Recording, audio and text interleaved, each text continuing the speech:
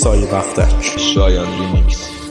من و تو از تو اسارتی، من اسیره سر تو اسیره دست، من و تو هر دو بدون تصمیم، من و تو هر دو حاضر تقدیر.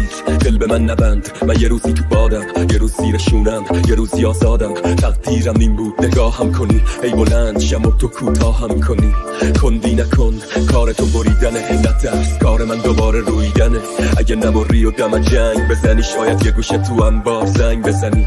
این منم یه آه زندونی سر، یه روز سیاه یه روز سفید یه روز مرگ. صدای دستای آهنیت رسید به گوشم وقتی اومدم بیرون از زیر تل سر. آزادی چه بی‌پذیر